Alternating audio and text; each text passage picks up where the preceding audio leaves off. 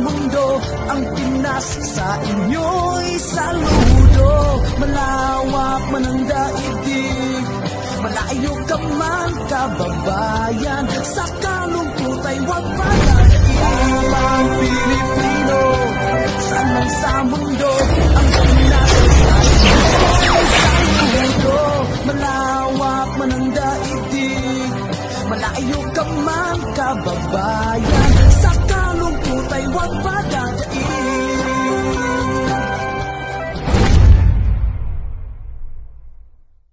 Guys, welcome to my YouTube channel. On today's video guys, magro-room tour po tayo sa 2 nights dito sa Marco Polo Hotel in Cebu.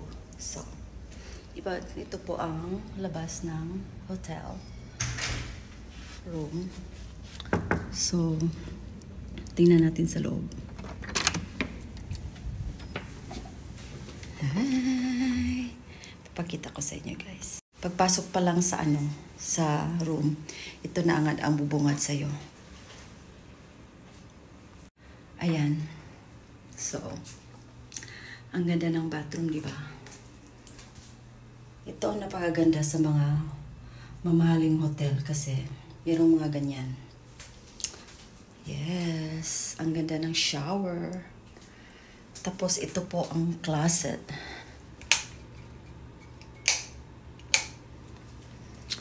Tingnan natin nasa loob. Yan. So may libre. Ito po ang gagamitin nating robe. At saka libreng chinelas to take home. Diba? Yun ang maganda sa mga hotel. Mind you guys, nag-sale po. Kaya ito po ang safety deposit box. Kung meron kang mga jewelries, mga pera na iiwan dito sa hotel. Yan po ang pinaka-safe. Diba? So, at saka kung magpa-laundry ka, meron pong silang form na i-fill up mo. At saka may dryer po sila. At ito po ang coffee table. Yan, may libreng kape na magkaroon ako ng heartburn. May complimentary na water. Yan. At saka may refrigerator. Ayan, walang laman guys. Of course. So, wag niyo na lang intindihin yung mga gamit namin guys kasi so ito po ang 2 queen bed. Yan. At saka ito po ang makikita nyo sa labas ng aming room. Yeah. At saka may swimming pool sila na from 8 to 10 p.m. daw. So mag-video na naman tayo kasi yung mga pamangkin ko at saka aking apo, mahilig maligo. So, diba? Ang ganda. Yan. Kung hindi lang siya sale. Kasi nga sale, so winab ko na. Diba? So, for 2 nights lang kasi uwi naman kami ng Dipolog. So yung dalawa, ang aking anak na si Shana at saka yung pamangkin ko na si Jakey at saka ang apo kong si Lendy, may isang kwarto din sila. Ngayon, kaming dalawa. As in, advance ang honeymoon. Wow! Ang mga matatanda nag-advance honeymoon. Pero wow! Diba? Ang saya ng buhay. So for now, kasi busog kami, kumain kami doon sa yung sa may Karkar. Karkar ba yun? Kaya medyo busog pa. So ang plano namin, kakain kami sa Subo ba yun? Yung sa may IT Park. So, hindi pa ako nakapunta doon. So sabi ng anak ko, mura at masarap daw doon. So, tingnan natin, guys. So, gamitin na natin ang water na complementary. Diba, libre, pasta libre. I-grab natin yan.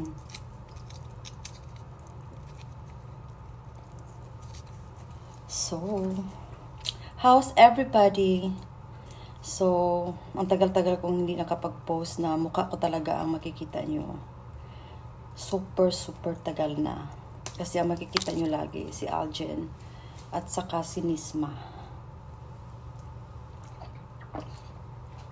Yeah, si Aljen at saka si Nisma lang talaga ang makikita nyo, diba?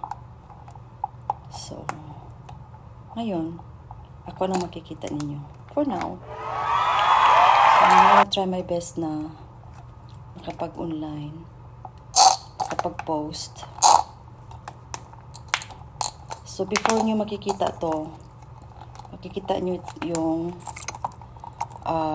travel ko from Chicago to Turkey to Philippines. Not much para sa Pilipinas kasi super haggard at super pagod na po si Menol B.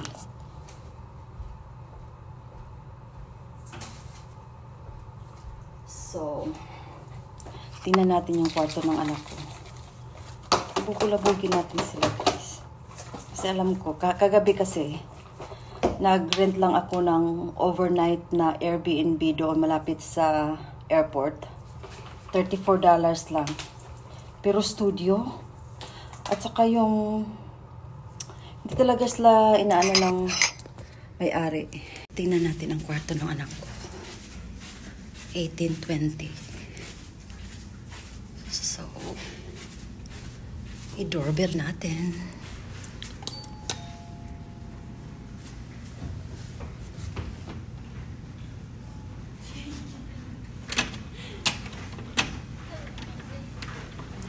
Hi! Ito po ang kwarto nila. Pareho din naman tayo. Walang pinagbago. Hala, dire gyud ay unta mi. Kay kani. Hala, dire day mi. Kay dako. Gamay inani. Nasa man na mo pag-share? Oo. Okay, what? So busy ang anak ko, guys. Bawal na may pakita. Gawa ng ano. Dapat nga nag-countdown. Ilang tawa? Oh, wow. I wait sa previous adi. Ginagama kong Spotify playlist. So, You are a malapit lang talaga yung room namin. Mga few doors. Mga practice music prayer. Ina si Uncle Ling. Practice ba yung prayer? Hindi mo na maungarong mo. Alam mo, ay. Hi, love. Hi. How are you? What's up, Celine? Pasensya na.